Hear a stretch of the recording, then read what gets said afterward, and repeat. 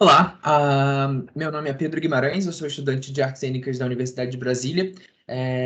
Esse é o meu trabalho de conclusão de curso, que eu gostaria de apresentá-lo aqui na Abrace. Ele tem como título A Contribuição do Conceito de Arquitetura Cênica de Jerzy Grotowski e Jerzy Gurabit na na explosão do espaço teatral no século XX. Eu sou formado arquiteto e formando em artes cênicas, e o meu interesse veio de mesclar essas duas áreas de expertise que eu tive a possibilidade de estudar. O trabalho é dividido em três partes. Primeiro, eu vou falar sobre experiências cênicas das últimas décadas do século XIX e primeira metade do século XX. Na segunda parte, eu vou tentar, de forma mais verticalizada, ir falar sobre a arquitetura cênica de Jerzy Gurabit no Teatro Laboratório. Jerzy Gurabit é um arquiteto que nasceu na Ucrânia, mas radicado polonês, e participou da fase teatral do Teatro Laboratório de Jerzy Grotowski, o famoso diretor polonês. Na terceira parte, vou falar sobre possíveis desdobramentos do conceito de arquitetura cênica na segunda metade do século XX, primeiras décadas do século XIX. Então, vou fazer um panorama bem rápido. Não tenho a intenção de passar por todos os artistas. É focado ali realmente em uma parte da Europa que estava passando por aquele espírito do tempo de, de mudanças e de questionamentos com relação ao teatro e à cenografia e ao trabalho do ator.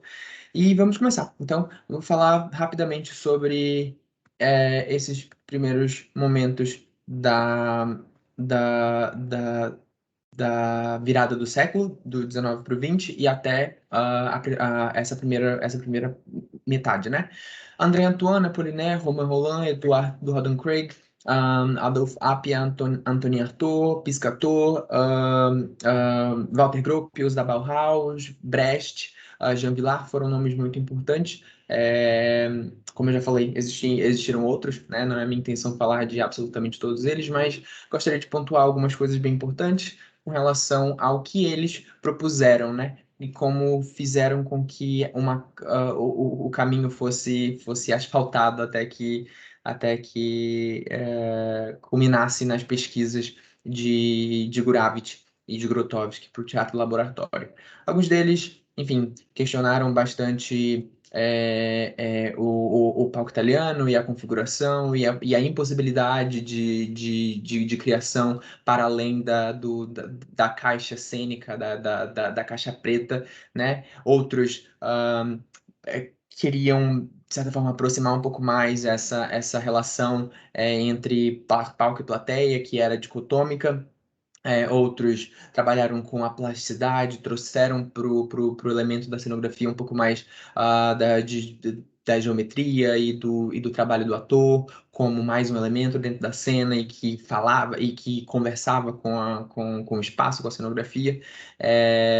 Principalmente dentro do trabalho de Piscator, aí, que foi o precursor, quem cunhou o teatro épico. O,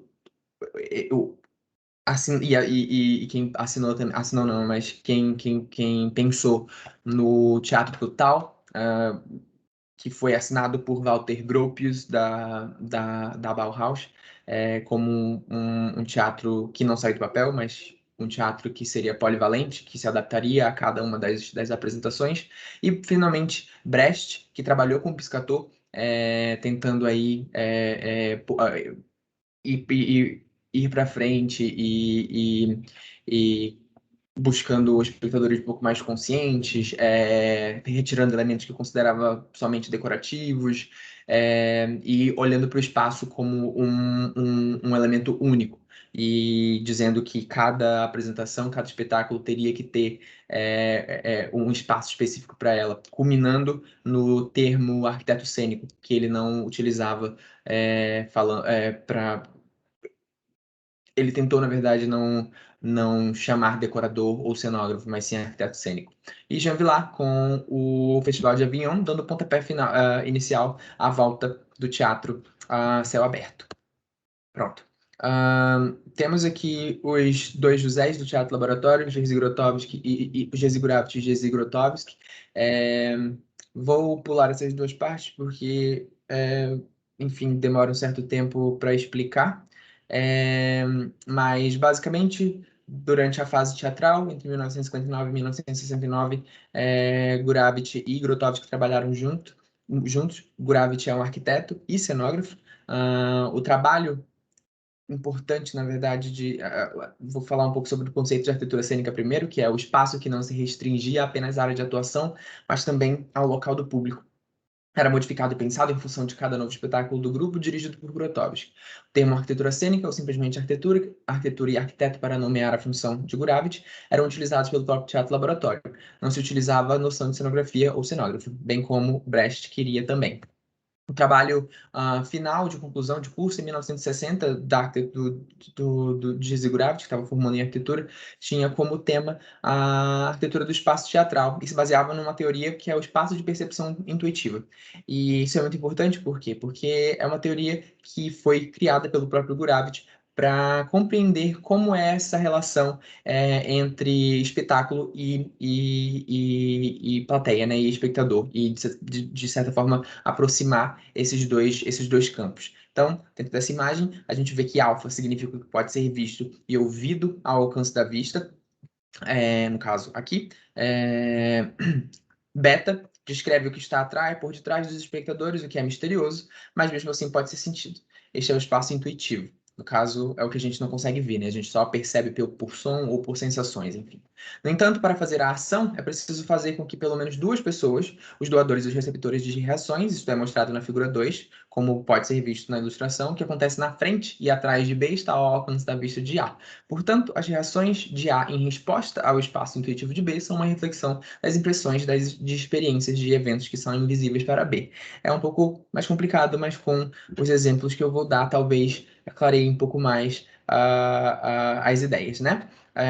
Como eu falei, Gurevitch trabalhou com Grotowski durante a fase teatral, então temos aí alguns espetáculos bem pontuais e bem famosos, temos Sakuntala, a gente pode ver aqui o texto foi baseado em um texto do poeta sânscrito Kalidasa e adaptado ali com algumas coisas do Kama Sutra. Então a gente vê, por exemplo, aqui em branco os espectadores e esse rachurado aqui são as áreas de atuação, né? E a gente vê que existe essa ideia, né, de um espectador assistindo ao outro, é, é, e tendo ali as suas reações. A gente vê nos próximos exemplos antepassados, o primeiro espetáculo do Teatro de 13 Fileiras, onde havia um espaço teatral único, no qual literalmente atores e espectadores estavam misturados. Então a gente vê mais uma vez aqui que existiam os quadradinhos brancos, os espectadores e depois os atores, né, a área para os atores. Mais um outro espetáculo, Cordian, foi feito no porão. A gente vê que não existia mais espaço realmente. ah, Era realmente uma configuração bem mais diferenciada, né? Onde existia ali um contato muito maior entre palco e plateia. A gente vê aqui uma menção rosa à Acrópolis, Gurevitch não estava trabalhando nela, mas teve ali um dedinho do seu trabalho sendo mostrado. Trágica história do Dr. Fausto. Aqui a cenografia não foi construída, né?